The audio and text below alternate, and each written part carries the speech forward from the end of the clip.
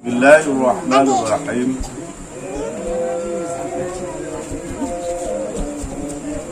Allahumma alimna ma zakirna wa fahimna ma lam nafham rahmatika ya arhamar rahimin.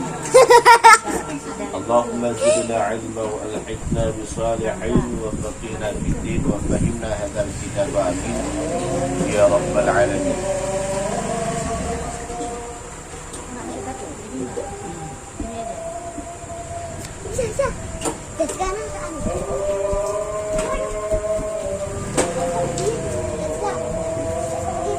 Adapun sembahyang pada malam Khamis, maka yaitu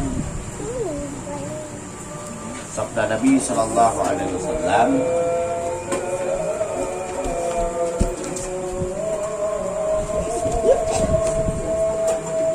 man shalla lailatan khamisin ma bainal maghriba wal isya ma baina maghribi wa isya'i raka'atani yuqra'u fi kulli raka'atin fatihatil kitabi maratan wa ayatul kursi khamsa maratan wa qul huwallahu ahad khamsa maratan wal ma'wadhataini khamsa maratan fa idza faragha min salatihi astaghfirullahal azim 15 maratan wa ja'ala tawaban liwalidayhi faqad ada haqqa walidayhi alaihi wa in kana 'asiya lahuma wa atahu Allah ta'ala ma yu'ti sadiqina wa syahada.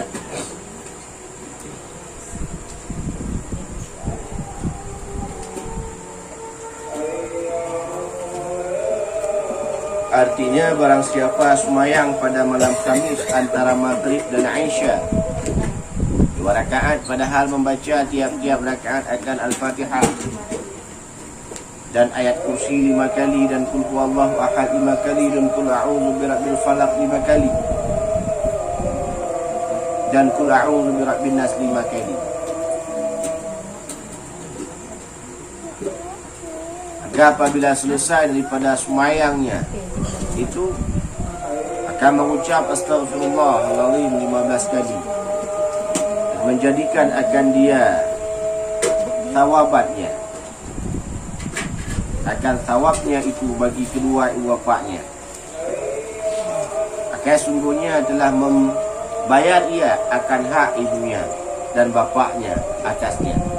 Jika ada ia asi akan keduanya sekalipun, maka memberi Allah Ta'ala akan dia, barang memberi ia akan sadiqin dan syuhada. Nah,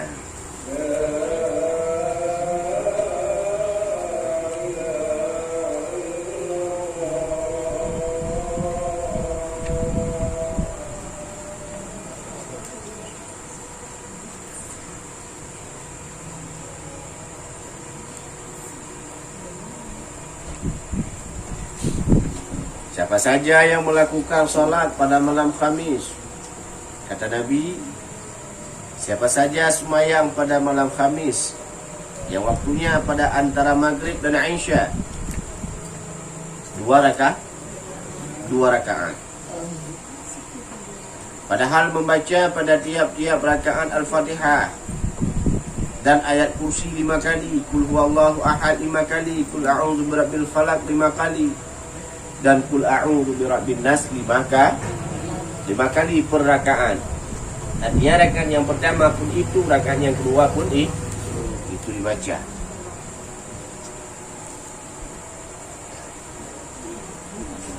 Kemudian selesai daripadanya sembahyang mengucap istighfar 15 kali. Dijadikan istighfar itu adalah thawabannya.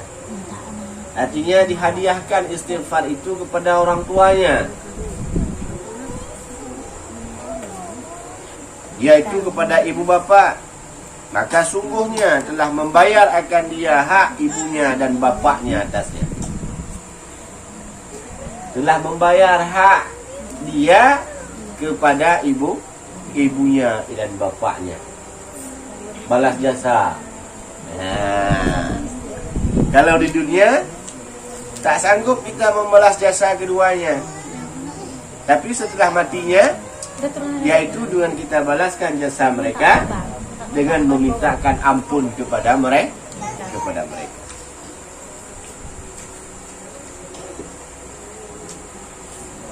Dan jika ia asi akan keduanya, walau mereka itu maksiat kepada keduanya. Kita selaku anak berdosa kepada orang tua umpama.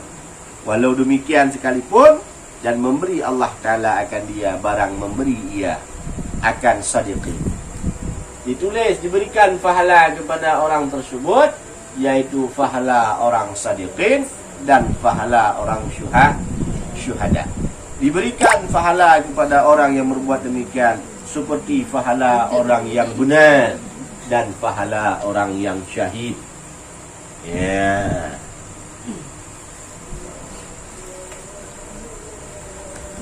Ya.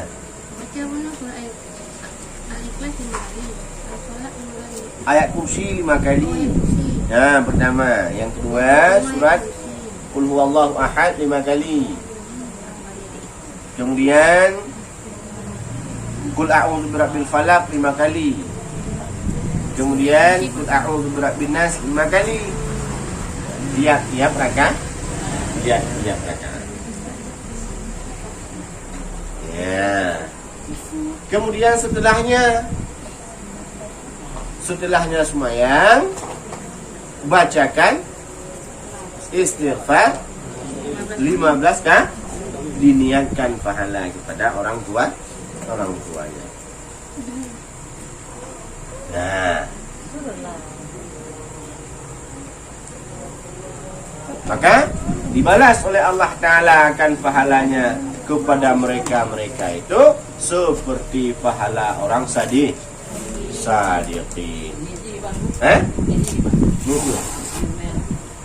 Saja aku sembahyang malam kami. Kemarin kan Allah. Ini sembahyang wali-walidah.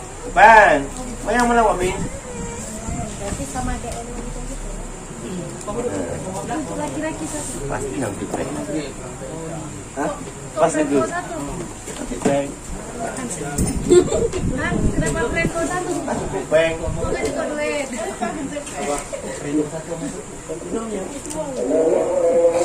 Udah apa? Abang tuh. Hah? Ya. Paham kira-kira? Hah? Paham? Ada yang nggak paham?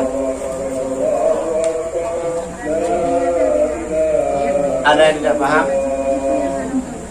Boleh dipertanyakan. Kirim.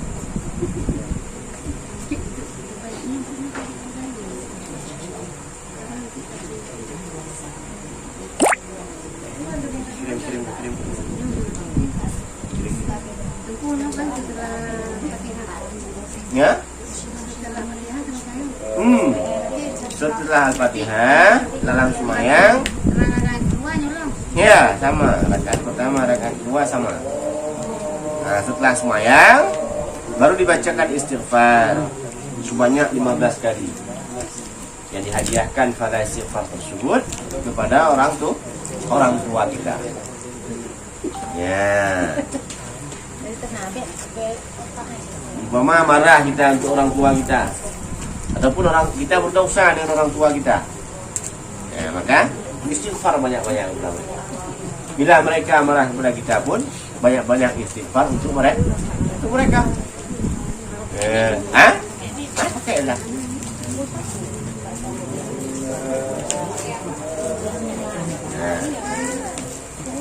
Jadi saat istighfar dan istighfar kita pun sama. Jadi kadang-kadang kita hanya beristighfar, Astaghfirullahaladzim, kan cuma segitu. Terampun kepada kita pun. Cuma langkah bagusnya Astaghfirullahaladzim. Hati niatkan, ya Allah, ampunkanlah dosa daripada telinga-telingaku. Astaghfirullahaladzim. Ya Allah, ampunkanlah dosa mulutku. Astaghfirullahaladzim. Ya Ya Allah, ampunkanlah dosa kedua orang tuaku. Astaghfirullahaladzim. Ya Allah, ampunkanlah dosa perutku yang telah menampung barang-barang yang haram. Datang saja kami. Hai putang, si Abi punya backling kok. Rada lampu toh nak dayung.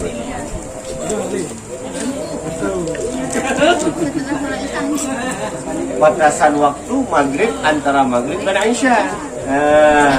Punya kai dua waktu tak kedaluarkan.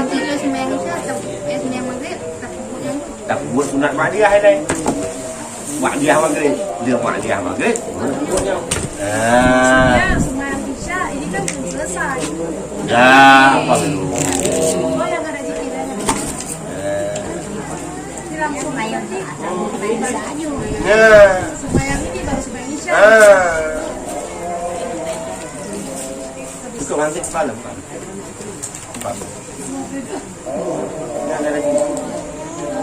Cukup? Buka. Ini plan yang ada tu lagi. Ini ada yang lagi.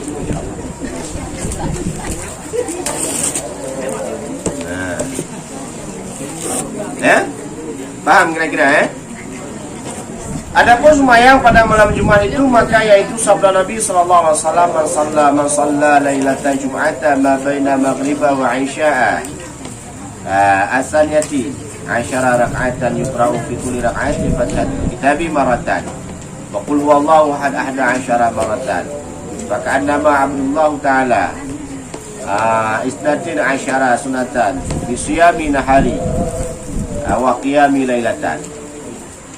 Ya, barang siapa sembahyang pada malam Jumat antara maghrib dan Isya 12 rakaat, padahal ia membaca pada tiap-tiap rakaat akan Al-Fatihah sekali dan Qul huwallahu ahad Qul huwallahu ahad 11 kah? Maka seolah-olah ia berbuat ibadat akan Allah Ta'ala 12 tahun dengan puasa pada tiap-tiap harinya dan sembahyang semalam-malamnya. Ya. Siapa yang melakukan sembahyang sunat pada malam Jumat, batasan juga antara maghrib dan Aisyah, yang dibacakan pada tiap-tiap rakaat,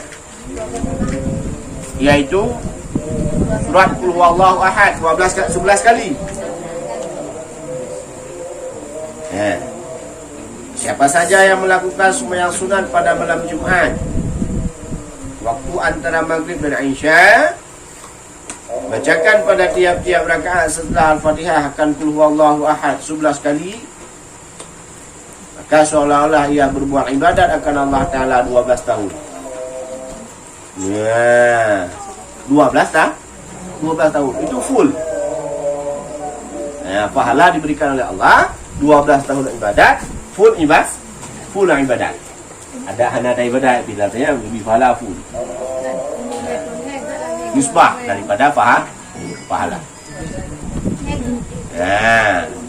Nisbah daripada pahala diberikan semisal 12 tahun. Yang pahala tersebut puasa ya pada tiap-tiap harinya.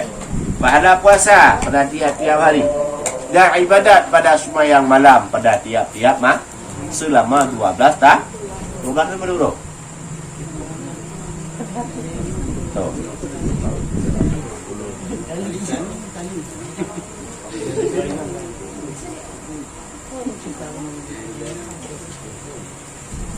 Tahun berdua. 4.000. Segitu banyaklah diberikan pahala. Nya puasa jangankan 4.000 tahun, puasa 4.000 hari. 11 hari bercolongan. 30 hari kecolongan. Alasan bermacam-macam. Yang intinya kita lihat tu roh ada penuh. Maka Allah Ta'ala berikan pahala ibadat, pahala puasa diberikan, pahala sembahyang diberikan. Puasa pada malam, puasa pada siang, sembahyang pada malam. Itu pahala-pahala yang diberikan. Paham? Ada yang nggak paham?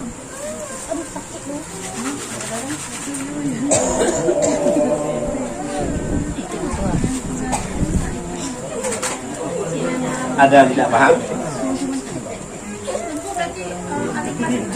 Ah. Setelah malam. Alhamdulillah sikit kali kan. Ya.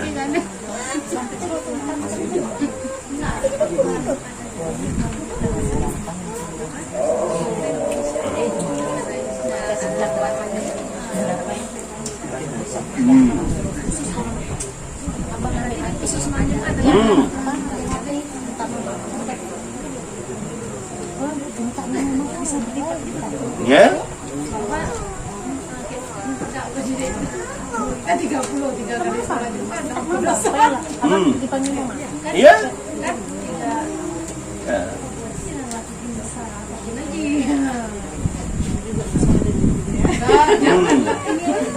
Buat dosa dulu. Nanti nggak sempat tobat, mati masuk neraka. Nah, umpama kita berencana untuk buat dosa, berencana buat dosa, nanti taubat program.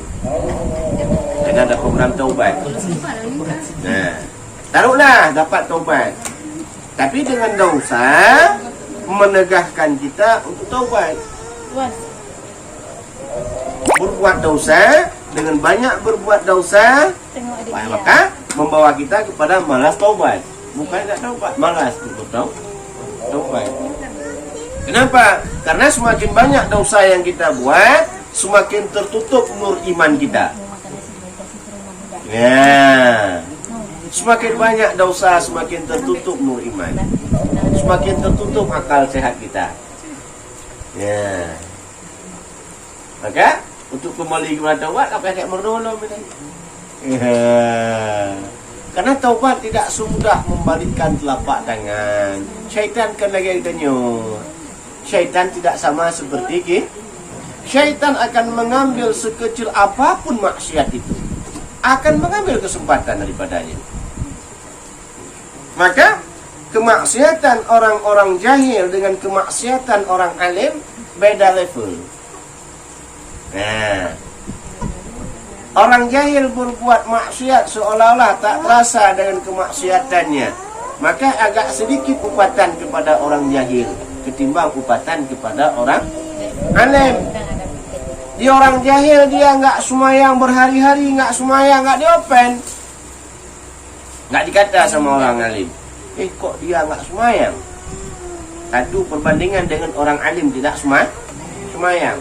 Begitu orang alim nggak semayang, bukan nggak semayang, telat semayang. Duduk ya lagi orang semayang, dia duduk di warung. Lewat orang, apa itulah orang terkutu-kutu. Orang di masjid sholat, dia kok main catur, dia kok nongkrong di warung kopi. Nggak jelas terkutu. Padahal dia pun nggak jelas. Dia pun tak sholat. Jangankan untuk sholat, dia pun bukan belum sholat, dia pun tidak sholat. Kalau orang alim ini belum sholat, dia tidak sholat. Kemudian yang kedua, istri orang jahil dengan istri orang alim. Istri orang jahil tidak ibadat, tidak melakukan perbuatan umpama yang diperintahkan agama. Hari-harinya bergelimang dengan kemaksiatan, mengupat atau lain sebagainya, atau terbuka aurat atau lain sebagainya. Tapi giliran istri ustaz, istri tengku, apa dikata? Wah, istri tengku bukan jadi panutan, malah jadi hujatan. Ya, apalah tengku tu, jangankan orang lain, istrinya nggak sanggup diatur, istrinya masih terbuka aurat. Maka ya, status seorang istri mencerminkan kelakuan suami. Ya, boleh ke janji pengeluh. Nah, bet dia lek dengan baju lu buka ketiak kena. Nah, nak perempuan. Nah, dia nak. Ya. Maka syaitan tidak akan mensia-siakan kesempatan walau sedikit. Contoh pertama kita digoda, godaan untuk orang jahil. Apa godaan pertama? Ditegah kita daripada belajar. Berapa banyak orang jahil yang ada dalam permukaan bumi? Berapa banyak orang yang belajar? Nah, sedikit orang yang belajar. Kenapa dia tidak mau? Kenapa dia goda pada belajar? Karena dengan belajar kita tahu jejak syaitan. Maka tak sering, tak jarang terdengar pada diri kita, aku kan sembahyang juga. Kata orang jahil, aku kan puasa juga. Aku kan bersedekah juga. Daripada mulut orang jahil. Tapi tak tahu dia sembahyang dia, puasa dia, ibadat dia berdasarkan dengan tidak ada ilmu. Sembahyang orang yang tak ada ilmu ditolakkan ibadatnya oleh Allah. Sembahyang perlu ilmu, puasa perlu ilmu, bersuci perlu ilmu. Itu modal utama. Maka syaitan lebih gemar menggoda orang, menipu orang supaya orang tersebut tidak belajar. Kita sudah gagal, sudah menggagalkan satu rencana syaitan. Dan syaitan itu pun tak menyerah, nggak kayak kita. Kalau kita cepat frustasi, gagal pada yang pertama, kita coba yang kedua. Syaitan dicoba yang kedua. Begitu kita udah mulai belajar, menggagalkan fokus kita dalam belajar. Karena syaitan-syaitan yang bergahabah dengan yang kedulu gahabah, tapi digoda oleh syaitan. Yang ngomong, yang lagi belajar ngomong, main lagi belajar, itu digoda oleh syaitan. Bukan kemauan sendiri. Digoda karena gagal pada godaan yang pertama, maka beranjak kepada godaan yang kedua. Kemudian sudah berhasil kita menggagalkan daripada rencana syaitan yang kedua. Juga dia tidak berputus asa, beranjak kepada yang ketiga. Apa yang ketiga? Untuk tidak mengamalkan apa yang telah kita dapatkan di tempat pengajian. Udah belajar, kita sudah menghasilkan pahala untuk pergi mengaji sudah ada. Kemudian pahala kita berkumpul dalam majlis sudah ada, yang hasilnya dengan 1000 rakaat daripada sembahyang sunat. Kemudian digagalkan pada mengamalkan. Tulis malam itu. Tolong ada ngutu. Lihat mengamalkan, udah datang benih. Kayak tahu rakyat dia. Macam mana? Padahal itu adalah cobaan dia, menggagalkan fokus kita, menggagalkan rencana kita. Pun itu tak berhasil karena tahu kita ini adalah godaan. Beranjak, bangun, bergegas kita bangun untuk semuanya. Idea pun tak menyerah. Begitu kita takbiratul ihram, teringat kita, ya Allah, rupanya baju belum diangkat di jemuran. Lagi takbiratul telah gagal niat. Teringat kita, dalam niat itu harus dimukaranahkan dengan takbiratul ihram. Ulang lagi niat. Mantap niatnya. Katur fokus. Berhasillah kita nih. Dalam sembahyang digoda lah. Selalu kita digoda. Walau tidak dapat ia digoda sampai pertama kita melakukan sembahyang sampai akhir, maka sedikit pun jadi. Wah, itulah syaitan. Tapi malam tengok tu dengan syaitan. Malam tengok jatah rinong syaitan. Kalau tidak ada permisi dua kampung dulu. Atau ulang tengok. Apabila misalkan kalah, maka terpengaruh dengan godaan syaitan. Ingat, syaitan yang utama menggoda bukan orang ibadat, tapi orang belajar.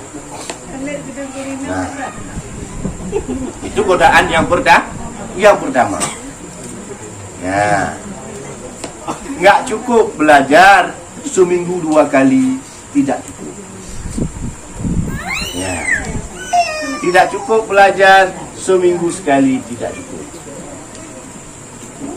Karena kita belajar di usia menengah ke atas.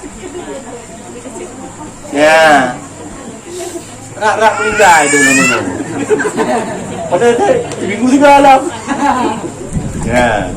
Jatah umur 63 tahun. Kita belajar pada umur 59 tahun. Buat John tu. Masih minggu 3. Tidak. Minimalnya seminggu 10 kah? Minimal. Kali berapa? Nah, tambah hotel. Itu minimal.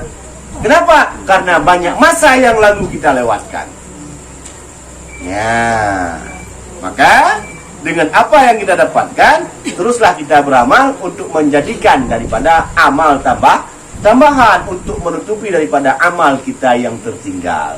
Seperti cerita semalam, tak cukup ibadat kita hanya apabila dengan ibadat itu mengandalkan kita untuk membuka gembok surga. Karena sudah sangat minim ibadat yang kita dapatkan, tidak sesuai lagi dengan usia yang kita jalan. Ya. Maka jangan kita tertipu dengan godaan syaitan. Tapi kita boleh mengambil satu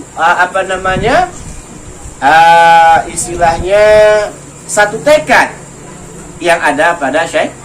Apa tekadnya? Pantang menyerah. Karena kadang-kadang walaupun dia itu musuh, bisa kita mengambil pengalaman daripada musuh. Kenapa? Karena taktik musuh yang akan kita pakai untuk menyerang musuh. Jangan kita pakai taktik sahabat. Mati tidak pernah pakai taktik sahabat. Maka akan sering kita dengar, berjinak-jinaklah engkau dengan musuhmu, menjaga-jagalah engkau dengan sahabat. Karena kadang-kadang ada sahabat macam api dalam sekam. Merasap. Depu-depu kabeh dia. Ibarat duri dalam daging. Depu-depu hati ikan lano. Maka jangan pantang menyerah. Enggak dapat kita malam ini, enggak dapat kita mengambil suatu pelajaran malam ini. Jangan menyerah. Ada malam terus berusaha. Barang siapa yang bersungguh-sungguh pasti ia mendapat. Jangan mudah untuk kita menyerah. Muhammad Furqan. Jangan sedikit-sedikit menyerah, lelah. Putus asa daripada rahmat Allah. Dosa bahkan jadi kafir. Jadi jangan putus asa. Jangan putus asa. Yang mana buka tidak. Adapun buka warung, adapun apa kita buka enggak laku warung ini, buka warung lain. Yang penting jangan putus asa. Warung kok ada buka. Ada warung kok. Yang penting jangan putus asa. Itu orang yang kena muka ya jo urut. Yang penting jangan putus asa. Apa? Kalau masalah lailatan Jumat, jama'atan salatul isya'i akhirati fi jama'atin. Qalam. Wa shalla raka'atin sunatan. Thumma shalla ba'dahuma 20 raka'atan. Qara'a fi kulli raka'atin alhamdulillahi wa qul huwallahu ahad. Wa mu'adzataini marratan. Thumma utiru di talati raka'atan wa nama ala janabatan janabihi ayaman wa wajhi ila qiblati faka'annama ahya lailatal qadri. Dan barang siapa semayang pada malam Jumat akan semayang Isya yang akhir dalam berjamaah dan semayang ia 2 rakaat sunat kemudian daripada fardu Isya, Kemudian maka semayang ia kemudian daripada keduanya 10 rakaat. Padahal ia membaca pada tiap-tiap rakaat Alhamdulillah dan Qul huwallahu ahad sekali, dan Qul a'udzu birabbil falaq sekali, dan Qul a'udzu birabbin nas sekali. Kemudian maka semayang witir ia 3 rakaat dan tidur ia atas lambungnya yang kanan dan mukanya menghadap kiblat. Maka seolah-olah menghidup ia malam Lailatul Qadar, yakni seolah-olah ia berbuat ibadat pada malam Lailatul Qadar. Ya.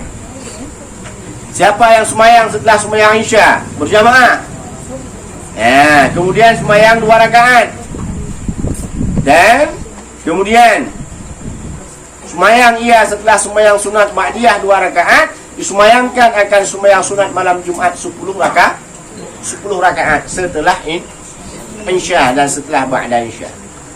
Kemudian dibacakan pada tiap-tiap rakaat akan Qul huwallahu ahad, Qul a'udzu birabbil falaq, dan Qul a'udzu birabbin nas sekali. Ya, sekali dah. Ya. Kemudian setelahnya, setelah salam daripada yang 10, semayang ia witir 3 rakaat. Kemudian tidur ia atas lambung kanan dan muka menghadap ke kiblat. Maka pahalanya seolah-olah ia menghidupkan daripada malam Lailatul Qadar. Ya, pahalanya yaitu dengan beribadat ia pada malam Lailatul Qadar.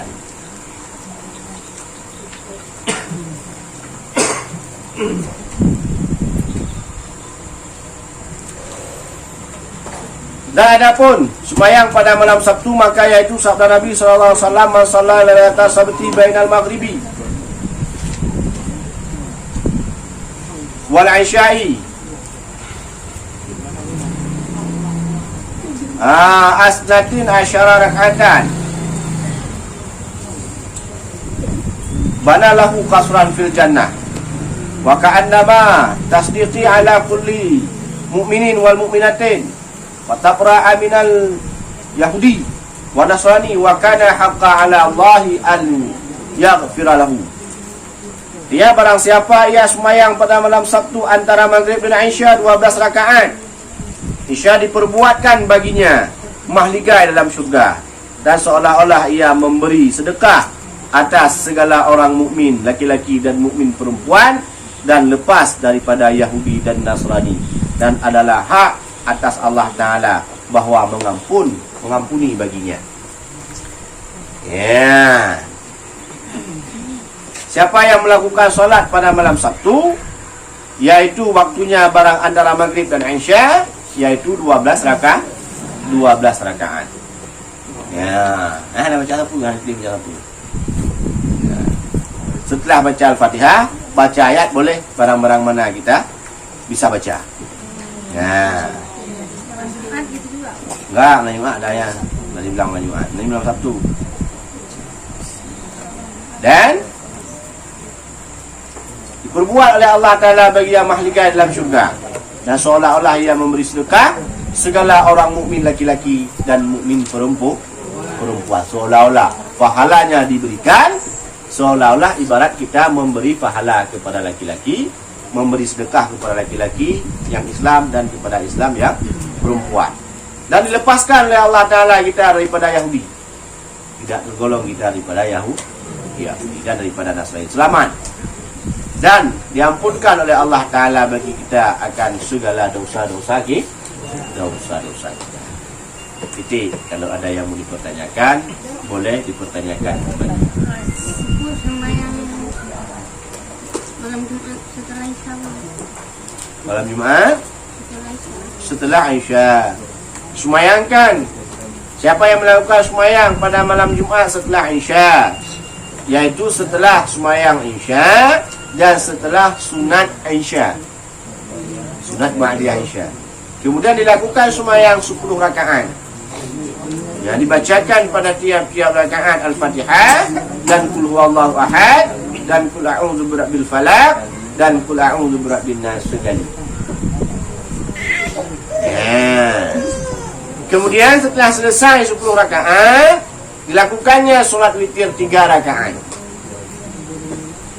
Ya. Maka kemudian ia tidur atas lambung kanannya. Tidur atas lambung kanan dan muka menghadap ke kiblat.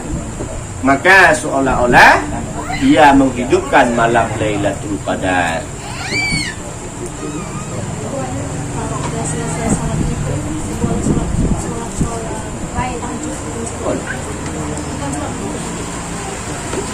Katanya selain itu, tapi masih boleh. Kalau enggak, ya enggak ada orang kerja sembahyang tahajud malam Ramadan. Karena udah sholat tarawih, dah witir di masjid. Kadang orang begitu mau witir keluar. Ya itulah salahnya. Akhirnya tahajud enggak, witir pun tak ada. Makanya jangan keluar. Ya, yang keluar, yang enggak. Ini kita tengok nih, yang sembahyang 8 rakaat pun langsung witir. Nampak tadi enggak mau sembahyang tambah lagi.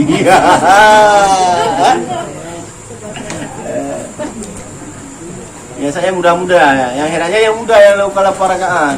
Padahal yang muda yang kuat, yang tua yang lemah, yang tua kok 23, yang muda kok 8.